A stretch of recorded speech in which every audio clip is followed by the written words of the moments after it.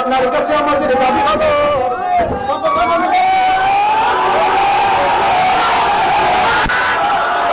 গুন্ডা শামীমের কথা এখন মনে পড়ল।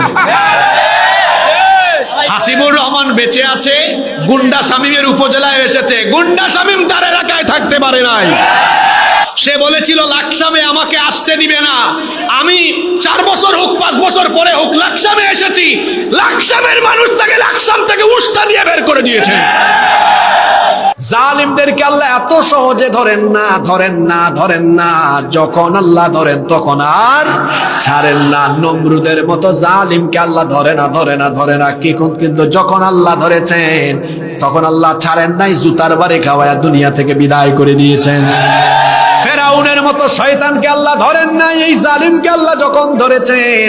এই যে একটু আগে যে সূরা আনকাবুতের 40 নম্বর আয়াতটা আমি বললাম, ফেরাউনের শানে এটা নাজিল হওয়া। ওয়া মিনহুম মান আগরাকনা, কাউকে আমি পানিতে ডুবাইয়া শেষ করে দিয়েছি। ফেরাউনের মতো জালিমকেও আল্লাহ ধরেন না কিন্তু যখন আল্লাহ ধরেন তখন আর ছাড়েন নাই, পানিতে ডুবাইয়া বেড়েছেন। আমার দেশেও যে ফেরাউনের দল ছিল, এদেরকে আল্লাহ ধরেন না। যখন আল্লাহ ধরেছেন আর বাংলাদেশে রাখেন না, একেবারে মামু বাড়ি পৌঁছায়া দিয়েছে। সম্মানিত ভাইয়েরা, পৃথিবীতে কোন জালিম শান্তিতে মরতে পারে নাই, কোন জালিমের বিদায় সুন্দরভাবে হয় নাই।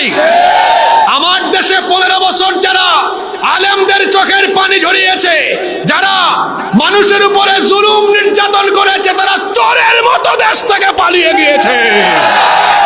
সম্মানিত ভাইয়েরা, কি পরিমাণ জুলুম হয়েছে চিন্তা করেছেন? জুলাই আগস্টে কত মায়ের বুক খালি করা হয়েছে, হাজার মায়ের বুক খালি করা হয়েছে। নিরপরাধ মানুষকে অপরাধী সাজাইয়া হত্যা করা হয়েছে। এই কোরআনের বাগানের রূপকার যাকে বলা হয়, কোরআনের কিংবদন্তি খাদেম শহীদ আল্লামা সাঈদীকে তারা জেলখানায় চিকিৎসার নামে হত্যা করেছে। যারা শহীদ আল্লামা সাঈদীকে চিকিৎসার নামে খুন করেছে, জুলাই আগস্টে হাজার মায়ের বুক খালি করেছে, এই খুনিদের কোনো ক্ষমা নাই, কোনো মাফ নাই। ডক্টর ইউনূস সাহেবকে আমরা বলবো, এই দেশের সকল দিক আর বিভাগের সংস্কার হবে পরে, খুনিদের খুনের বিচার করতে হবে আগে। সাঈদী সাহেব তো 71-এর আগে জন্ম, আমার জন্ম তো 90-এর দশকে। হ্যাঁ, রাজাকার এই গালি এখন সবাই পাইছে। গত বছর আমি চুয়াডাঙ্গায় মাহফিলে গেলাম, ওসি সাহেব আমাকে ফোন করে বলেছেন আপনি আসবেন না, চলে যান। আমি বললাম ওসি সাহেব কেন?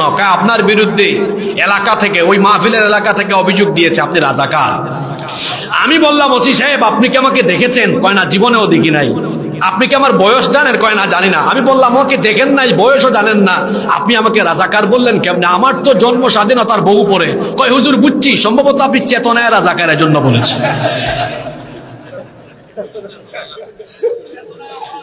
মুক্তিযুদ্ধের চেতনা, এটা ছিল ওদের সবচেয়ে বড় ব্যবসা। মুক্তিযুদ্ধের চেতনার কথা বলে আলেম উলামা, ইসলাম, মুসলমান, ইসলামী মূল্যবোধের চেতনাকে মুক্তিযুদ্ধের বিপরীতমুখী করে দাঁড় করিয়ে দিয়েছে। এই জাতিকে বিভক্ত করার অপচেষ্টা করতে গিয়ে এই জাতির লোকেরাই তাদেরকে দেশ থেকে বিতাড়িত করে দিয়েছে।